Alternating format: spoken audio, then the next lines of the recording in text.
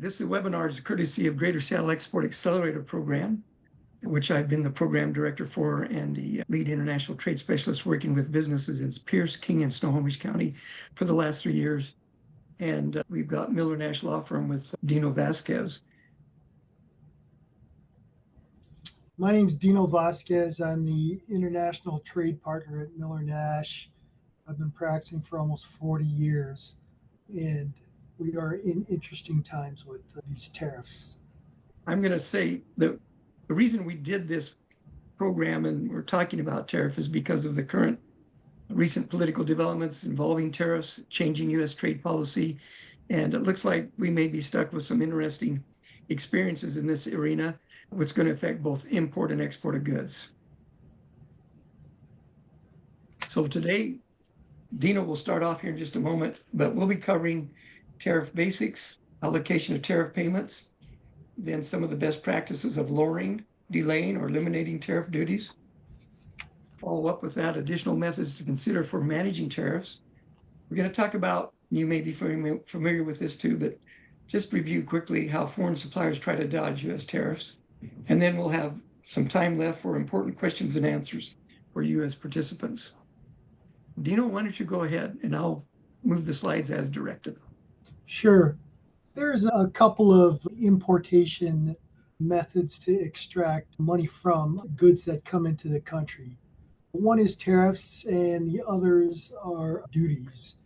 The import duty can be things like the customs, excise, done a lot of work on anti-dumping duties and countervailing duties. Those things usually go hand in hand. Those are taxes or duties on certain goods which the government believes is being dumped into the market, and hand in hand with that is usually the allegation that these goods are receiving foreign government subsidies. These are different than tariffs, which are tax imposed really on goods entering into the country from abroad. Theoretically, they've been used to protect domestic producers by making imported goods from abroad more expensive. And now more frequently what you're seeing is they're being used as a negotiating tool for international trade agreements, and they are a source of income for the government. But the real question is, who is paying this source of income for the government? By the way, if there's any questions, feel free to interrupt and ask questions, because we want to make this as interactive as possible. So there are different types of tariffs. Tariffs are usually characterized by function, but tariffs are based on certain types of categories. The ad valorem tariffs are based on declared value. So if you have $50,000 worth of product, which includes not only the value of the goods itself, but shipping costs and those other kind of things, freight forwarding costs, the tariffs are based upon that total cost. Now, specific tariffs, you're talking about tariffs that are primarily focused on commodities and agricultural and industrial products. You see a lot of them on alcohol and things like that coming into the country. It's based upon weight or volume. A liter of whiskey will be X number of dollars, and that will be subject to a tariff based upon the liter of volume. Then the compound tariffs, this is what happens. It's what's happening now because you're seeing a lot of different tariffs involved. You're seeing these 232 tariffs, you're seeing these IEEPA tariffs, and they all add up. The 301 tariffs, they all add up.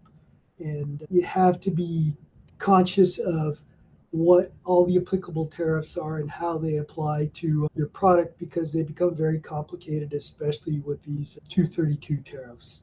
Go ahead, Vern, next one. For example, the 301 tariffs are tariffs levied against countries for perceived violations. Currently, there's only China and its territories that are subject to 301 tariffs. This is probably ranging from 7.5 to 25%, depending upon the type of product involved. The other current 301 tariff is the tariff against Brazil, and that was that's Yeah, that's a retaliatory tariff against Brazil, unfortunately, but we're not sure how that's actually going to work out. That's at 40% at this time. The 301 tariff involves the U.S. Trade Representative looking at imports from certain countries that they believe are not trading fairly with the U.S. And they send out a request for public comment on the 301s. And then after public comment, the U.S. Trade Representative levies or determines what the tariffs are. Now, the IEEPA is a tariff that has been used just recently this year, and it's based on national emergency declaration. The Trump administration has determined that fentanyl coming across the border from Mexico and the US and from China are subject to IEEPA tariffs. This is interesting because this is currently in litigation in the court. The US Court of Appeals has just ruled that those IEEPA tariffs are not legal because the IEEPA statute itself does not authorize tariffs as a means to prevent against declaration of national emergency. There are other methods to do it, and there are other ways to establish tariffs like the 301 and the 232s that specifically allow for tariffs. IEEPA doesn't. It's going to go up to the Supreme Court. We will see in the next little while where the Supreme Court comes down on this. Now, the basic way, I'm sure you guys are probably familiar with this, but the basic way to determine what your tariff schedule is by looking at the harmonized tariff schedule. The thing about the HTS is that it's used commonly around the world. Everybody uses the same kind of trade or product classification. The thing about the HTS is it's changing very frequently because of the new tariff rates and the types of tariffs coming up. So there are, I think Vern has a link on here to the actual HTS. You can take a look at it. I know most companies, they rely on their broker to make a determination on what categories their products fall under the HTS. It shows you what the reciprocal tariffs are, the additional other tariffs, shows you what countries are subject to these tariffs, and there's a bunch of subcategories of these products. So it's really important for people importing product into the country to make sure that their classification is correct. If not, you could be subject to more tariffs than you really are obligated to pay, or you could be mischaracterizing your product and subject to higher tariffs. And CBP will evaluate that and take a look at that, and they make a big deal out of it if it's not characterized properly. Okay, next slide, Vern. This is how the chart looks. Basically, the subheadings and the headings are on the left, and the descriptions of the articles are in the middle. And then it shows you the rates of duties. There are some special duties that apply, and it shows you the percentage of these duties. And it's a little bit confusing unless you've actually used this schedule frequently. But once you get a chance to look at it and kind of work through it, it's relatively simple to actually work with. But like I said, it's really important for you to know what your actual product is classified as. Okay, go ahead. This is the real issue. Most consumers don't understand who pays for tariffs, and when the administration says that it's received $1 trillion in tariffs, what people don't understand is that's on top of the tariffs they've already received. That's not on top of the tariffs that they've already received in the past. So it's $1 trillion total tariffs. Last year, there was about $1 billion, $2 billion worth of tariffs. And on top of that, we're now getting another few $billion in additional tariffs based on the new tariffs that were enacted this year. It's not the exporters or it's not the manufacturers or producers that pay these tariffs, because these tariffs are paid upon entry into the country. And it's the importers of record that are responsible for paying these tariffs. Most of you guys who have businesses here understand that you're the ones paying the tariffs, and the choice is, do you pass it off onto your customers, or do you absorb those tariffs and just hope that trade deals are going to be negotiated and met, and you can readjust or reclassify the price of your goods at that point. So that's the real issue with tariffs and who gets to pay them. So there are certain exemptions and special treatments for tariffs. For example, the personal use exemption. Although the personal use exemption was really helpful when you were exempt from de minimis tariff payments, now that's out the door. So every product that comes into the country, even if it's $800 or less, is now subject to tariffs. Charitable relief imports, usually aligned with disaster relief aid, things like that. Temporary imports, the TIB, is basically when you're bringing a product into the country temporarily and you are exporting that product out within a certain period of time. You don't pay the tariffs, but you have to supply a bond to CBP for the value of those products, which is redeemable at the time you re-export those products. Countries where you have trade agreements, for example, AGOA, that's the African countries. Most of the goods from there are apparel and those kind of materials. They're subject to the trade exemption, and you have to go look at the actual trade agreement to see what the specifications are. Certain apparel products, even though materials come from other countries, if they're manufactured in the African country, then exported here, they would be subject to the exemption. The other one is, of course, the USMCA exemption. Probably 98% of goods coming from Canada are subject to that. And even though there are fentanyl tariffs assigned to Mexico, Canada, and China, if you are bringing in a product that is compliant with the USMCA, you are exempt from paying that particular duty or tariff. So important to know if your products come from any of those countries, whether they're exempt or not. Go ahead, Vern. It is really important to know if your company is doing a lot of international trade, about understanding the allocation of tariff payments.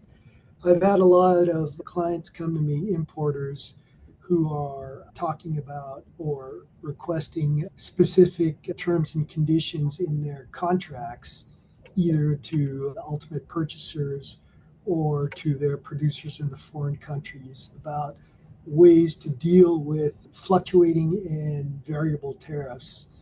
And we put into place terms and conditions which basically say, if tariffs change, X individual is still responsible for paying those tariffs, even if those tariffs are put into place after the transaction or after the purchase has been put in place. I've yet to see how those terms and conditions are going to be played out. I think many of you have already seen them in your agreements, and there's probably some disputes going on about how to apply those.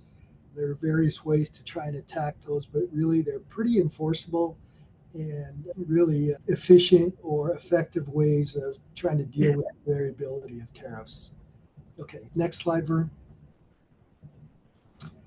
Again, this is where we're talking about the terms and conditions, how to deal with some of these issues.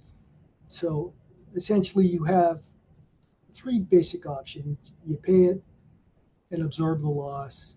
You try and renegotiate the price with your supplier, or you pass the tariffs on to your customers. Further on in the slides, you'll see various kind of methods or strategies to try and deal with tariffs from the initiation of the manufacturing of the product, and trying to move products or move manufacture to different areas of the world which have different tariff agreements. So those are some of the other things that we can think about, but we'll talk about that later on down in our presentation. Go ahead, Vern. As I said, that IEEPA litigation is ongoing. There are additional lawsuits going on. The Court of Appeals has said that tariffs are illegal. Interestingly enough, they left those tariffs in place in the meantime while the administration seeks a ruling from the Supreme Court. Currently, they're all still in place. What you'll see is reciprocal tariffs, the Section 232 tariffs on steel and aluminum, Section 232 on auto and auto parts, and fentanyl tariffs, the Chinese 301 tariffs, and Brazil's 40% IEEPA tariffs. So those are still in place while litigation is ongoing. But also, deals are currently being negotiated right now. The UK has gotten an exemption for some of the auto and steel parts. And that was, I think, in place on August 1st. We'll see what other kind of deals are going on and happening. Okay. Thanks for getting us started. And there's just some really good understanding that you've shared about basics on tariffs. We're going to talk now about there's 10 basic strategies. Some of them, 4 of them deal with lowering or delaying tariffs, as you see on the slide. First sale rule for valuation methods, bonded warehouse, and free trade zones. And then there's ways to eliminate tariffs, but these are not always permanent. The first 2 are not. ATA carnet, items for display or demo. That's not meaning items for sale. Temporary import under bond, that's TIB, we talked a little bit about. Depends where it's going and where it's sitting and how you manage the documentation. Of course, the harmonized tariff classification engineering is a way to make a difference in the code if it works out for what you're doing in terms of your bill of materials and your actual manufacturing process. Country of origin is always important because that's what the U.S. Customs and Border Patrol looks at.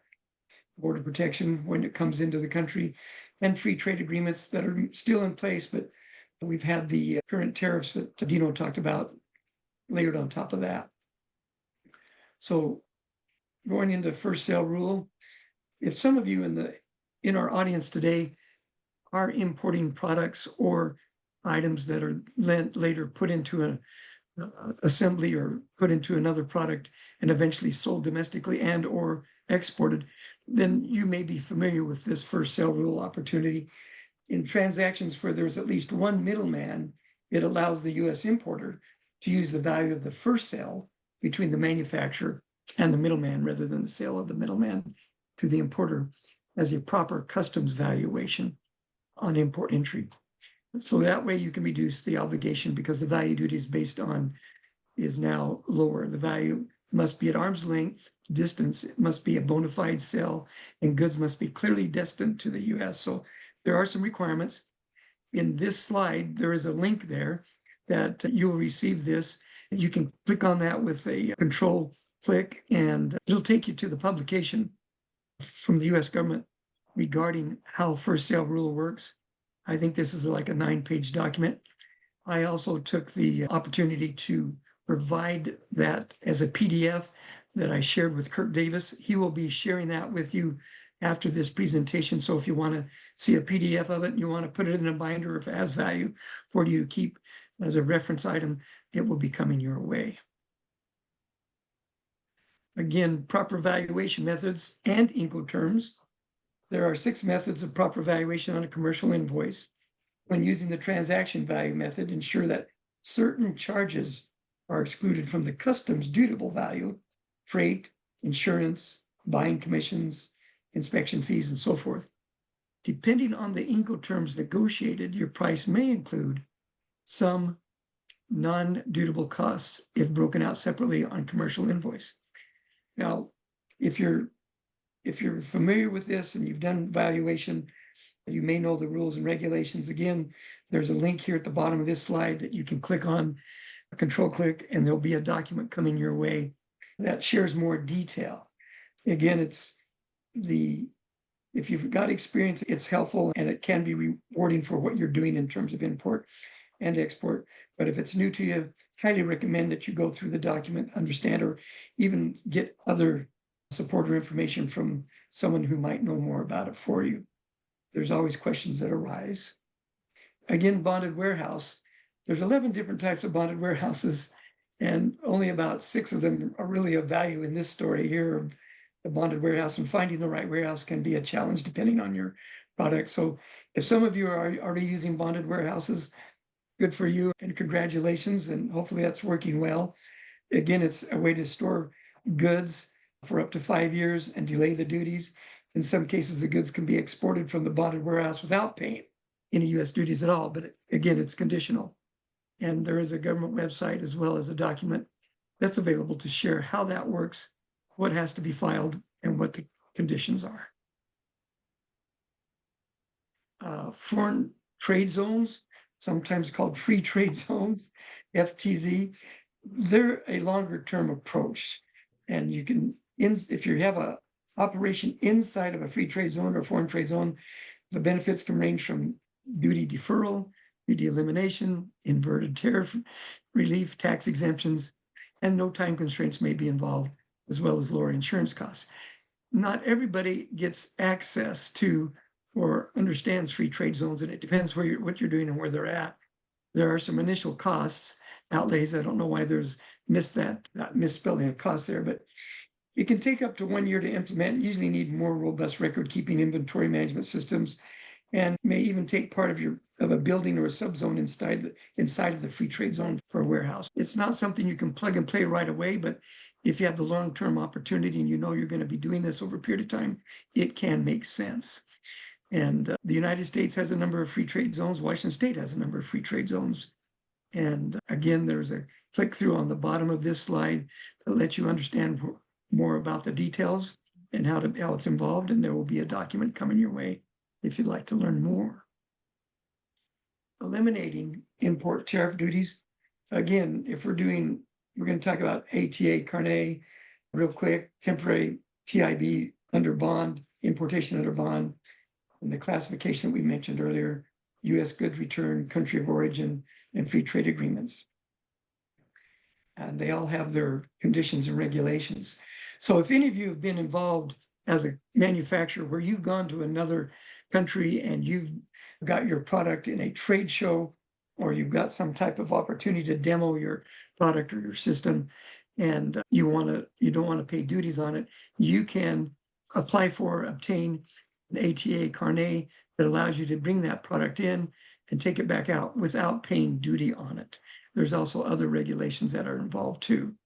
You may be experienced with this or may have done it already, which is great. It's always important to follow the actual guidelines. Some of these goods can stay for up to a year. Sometimes I've also seen companies involved in trade shows where they'll take the product over of the samples, and depending on the nature of the product or the value of the product, they may just give them away, or they may just leave them there for destruction. There's ways to do that. When it comes to temporary importation under bond, it allows you to import certain types of goods into the U.S. duty-free on a temporary basis for ultimately up to 3 years. But the Customs and Border Protection Port Director has to approve it. And again, both these activities require conditions, documentation, the proper paperwork, and there's a click-through link, and there's also information available that's going to be coming your way in terms of a PDF. Eliminating duties, again, you can use classification system engineering or harmonized tariff, making that easier if it's possible. If you've got good engineering in your business, or you're familiar with what you're trying to do with the product, you can re-engineer sometimes a product that gives it another or a different harmonized tariff code classification. I'll make this statement here. If someone's bringing an imported product in and you've got a good relationship with the supplier or the manufacturer in a foreign country that you're getting the parts for, that may be possible, that may not be possible, particularly if you have to use them for assembly to make another item here in the US. If you're an exporter and you're making products that's going into a foreign market, you may be able to make the changes with your harmonized tariff code, but that would be Schedule B Harmonized Tariff Code. Schedule B is for exports only. Some of you already know that, but I just thought I would bring it up. And then as Dino Vasquez said earlier, we have free trade agreements in place. And the Canada-Mexico free trade agreement, Mexico-Canada free trade agreement is helpful. There's ones with Africa, South Korea, other countries. So those can give you benefits. The 14 free trade agreements covering 20 countries. And that can be looked into. Again, there is a click through here for free trade agreement listings and information if one wants to look into that. If the U.S. goods are being returned, the actual goods for U.S. origins that are returned to the U.S. within 3 years have not been, if they've not been enhanced in value or changed form while abroad, may be duty-free when imported into the U.S. Proof of manufacturing is required, such as U.S. manufacturer's affidavit. There's other requirements that you would find once you take a look, if you want to click through to on when you get this information for Customs Border Protection.gov, as well as sometimes there's regulations depending on where it's coming from, what type of product it is. And it's the importer of record. The importer of record is required to provide the proof here. If you're using a customs broker can do some things for you, but the importer of record is the one ultimately responsible for a burden of proof here. Country of origin. Now, many of you probably are familiar with country of origin certificates, particularly if you're an importer and an exporter. And the duty rates are based on both the Harmonized Tariff Classification Codes from the country of origin on an item. And these rules depend on the country of destination, meaning if they're coming to the US. So substantial transformation is used in 200 countries, and rules of origin under a US free trade agreement are used in other 20 countries. Understanding up front how sourcing requirements can affect eligibility for free trade agreements and determining duty rates based on origin of items in your bill of material is important. It's critical for really setting up your global supply chain. And you may have done this already, you may have experience in it, but it's something you may want to review. The country of origin click through is helpful, and there is a document that is also going to be shared with you. I think it's about a 9-page document, but this one's pretty straightforward. Most of us will understand this as we read it, but it does take some experience to manage it. And in some cases, you may need to get additional help. If you've got other companies that you're familiar with, say in the CAMPS group, that have been doing importing and exporting for a while, and they've got experience, don't hesitate to ask them what their best practice or their experience is and how they're doing it, if they've got some help that they can share for you or some tips they can share for you. Duty drawback. Maybe some of you companies are doing duty drawback. It's a unique area that can give you money back for unused or rejected merchandise. An importer has between 3 to 5 years after importation to apply for up to 99% of the U.S. Customs duty paid for a refund if goods are exported or destroyed under Customs and Border Patrol supervision. I did not print this document out. The link is valid if you want to do a control click when you get the document here. But that document that goes over duty drawback is 252 pages. And if you're new to it, it'll take some study on your part. There's others that may have, there may be customs and experts that might help you with this, but I've worked with and been familiar with a number of companies in Washington and Idaho that have been using duty drawback successfully for a number of years. Moving on, customs reconciliation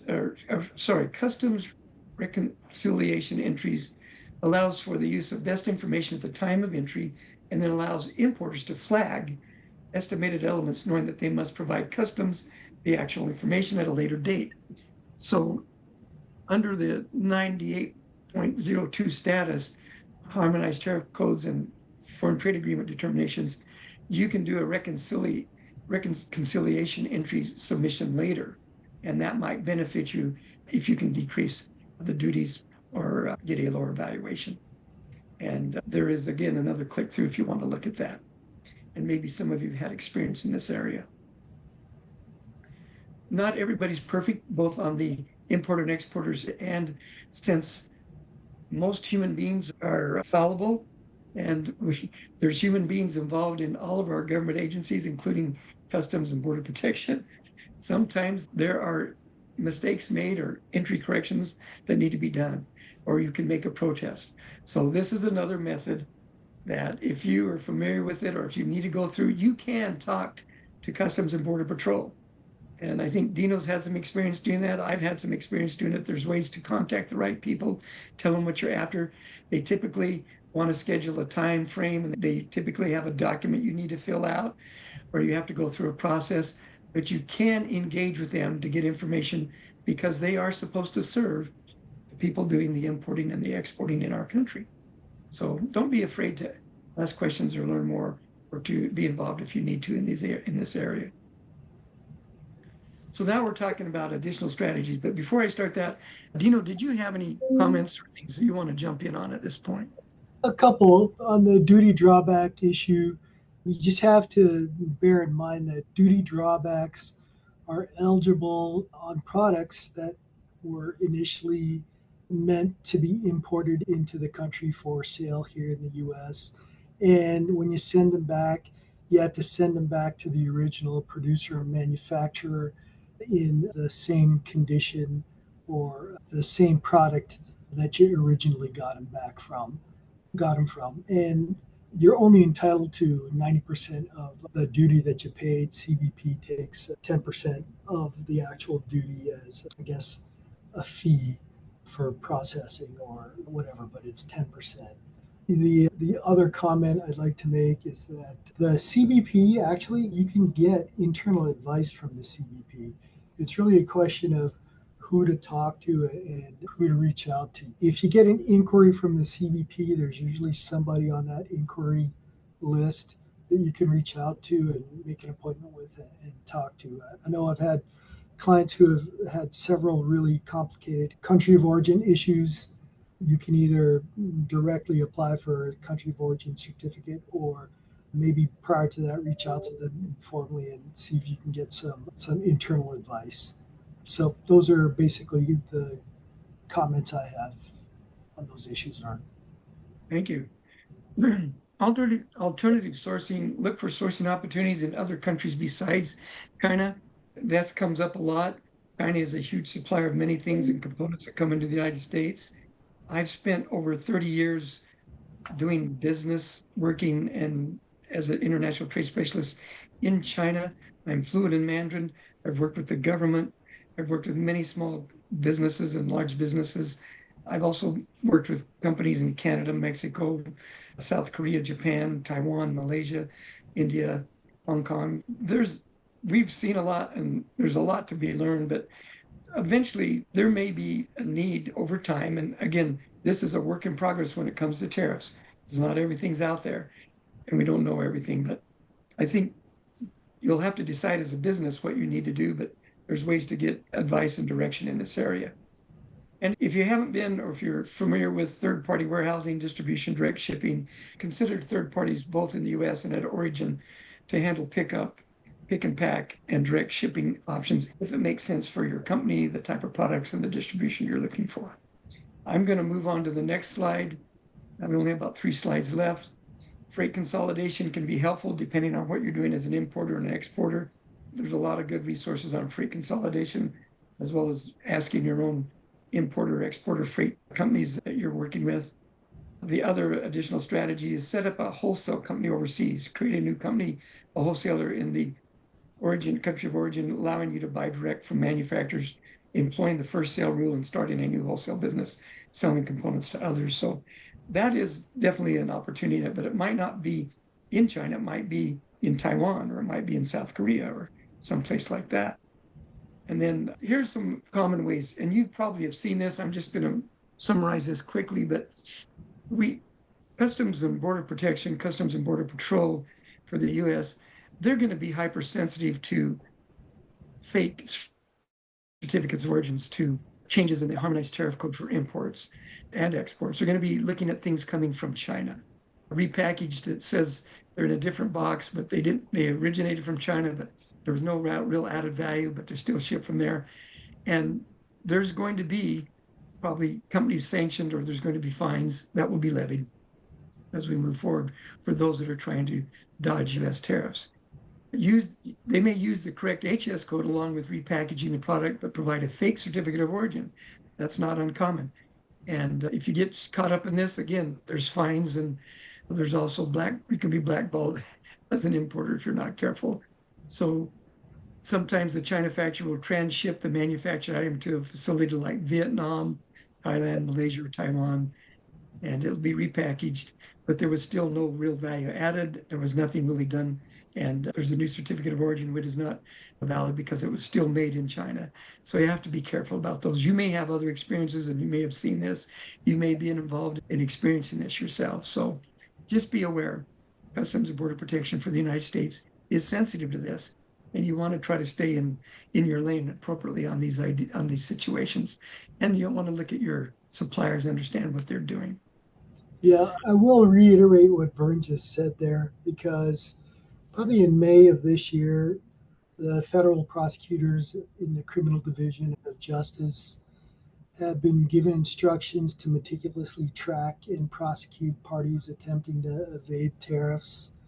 They bolstered their whistleblower program because they want to encourage increased prosecutions. They focus on misclassification, undervaluation of the goods, as Vern was saying, country of origin misrepresentation, rerouting or transshipments, tampering with the tracking data. We've seen some of that, and then efforts to conceal or manipulate records. In addition to the civil penalties, there are criminal penalties. The civil penalties multiply the unpaid tariffs, and these penalties can apply to suppliers, brokers, importers, freight forwarders, and downstream U.S. buyers. So just be careful of that. The DOJ is starting to compel importers to reconfirm their product classification, valuation, countries of origin to avoid prosecutions and fines. And basically, they're looking at people trying to get around the tariffs. I've seen things like, as Vern has said, parallel or duplicate commercial invoices, one for payment and then one for supporting tariffs at a lower cost, opening domestic entities to import shipments at cost and then selling them at regular market prices with a lower tariff cost without substantially transforming the product. That's you bring something in from China, send it to Vietnam or some other place, say the country of origin is from Vietnam, even though nothing has changed from China. We've seen those. These are just kind of things to be wary about, because Customs and Border Patrol is pretty familiar with a lot of these techniques and themes, and they will spot and make people really pay for these things.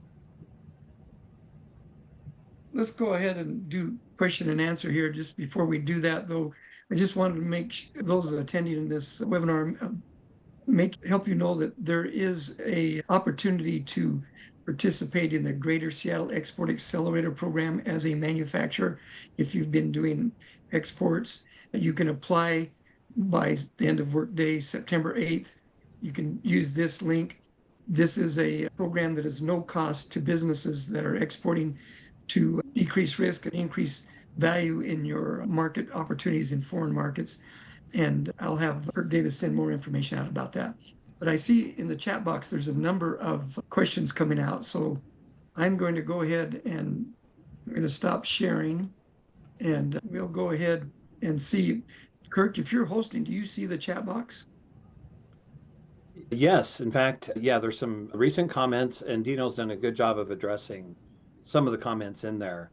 So yes, I've been watching that. Gregory made an interesting comment about the steel that was being shipped through Vietnam from China in the past to avoid the tariffs, but how maybe that's changing now with enforcement. So It is changing now, and everybody's getting hit with a 50% tariff on steel and aluminum. And the way they're calculating those tariffs is pretty interesting. It's the value of the product and then determining the percentage of steel and aluminum in that product, and then levying the tariffs on that percentage. And the rest of the product may be subject to other tariffs as well. It gets a little complicated. Yeah, thank you. And Dino, you've done such a great job of addressing the comments in there. So I don't know if people have other questions, but you did offer that you and Vern would be available if people wanted to reach out individually Absolutely. to address some of these issues. So I'll make certain in the information that I send out, Vern, that I'll put both of your contact information in there. And yeah, and the answer to the question about the slide deck is yes. Yeah. We are we're happy to share the slide deck. And there'll be documents associated with the topics that we discussed that are for your reference if you wish to keep them. Yeah. I'm going to quickly answer David Higgs. It's H-E-G. I don't know how to pronounce his last name, but Dino and I are experienced trade in international trade. We're not government officials. It's left up to the courts what they want to do about the international emergency economic powers that Trump has used for fentanyl and some of the reciprocal tariffs. If there isn't a repeal, I don't know what will happen to monies that have been collected. I don't know if there will be a change. We just know that it's a pretty fragmented approach. Not all countries have got their tariffs solidified or put in there. So it's a work in progress. For some, it may feel like you're being drugged through the briar patch and you've got scratches you didn't intend on. And you may even be bleeding a little bit. But Yeah. so we recognize this. I work with a lot of businesses in a lot of different industry sectors, and so does Dino. And we are assisting them as best we can and sharing what our experience is. But there is no immediate solution to any of this that we have power to do other than managing what we do as a business. Vern, is it okay if I ask those who are in attendance and I'm picking on Randy King and maybe Jake or Joe they're in the middle, they're having experiences. Mark, maybe you're having experience with this, but would you share some of your experiences with tariffs lately? What's happening from your point of view? Randy, go ahead. I just paid 58% on a container load out of China that would have cost a few $1,000s a few years ago. It cost me 18,000 in tariffs on that container, and I'm cost averaging to absorb what I can, but my prices are going up, but not at, I haven't built the full costing in. But one of my key vendors has actually opened a second factory in Vietnam, and we've shifted all of that product from China to Vietnam. But I'm looking at this and wondering why I don't know open a factory in Canada, ship product from China to Canada, repurpose it there, and then ship it into the U.S. and have a 55% cost advantage over what I have now. It seems like totally counterproductive as a small manufacturer, to try to compete. Randy, it's a real burden. You've summarized it well. You're caught between a rock and a hard place, but you're still trying to make product. Absolutely. And that's part of the problem, Randy, is the cost of creating a manufacturing facility somewhere else is pretty significant for a lot of small producers. We're seeing that. Sure. And that's the issue here.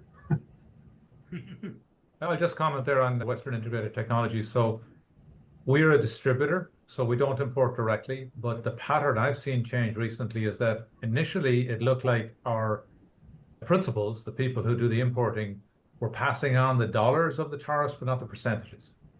So if they paid 10,000 on a tariff, they would pass that down the line. But if that was 10%, they didn't pass 10% down the line. Change we're seeing recently, but this was a little bit before the recent, I would say, litigation loss that Trump experienced, was that they were starting to pass down the percentages. In other words, maintaining their gross margins.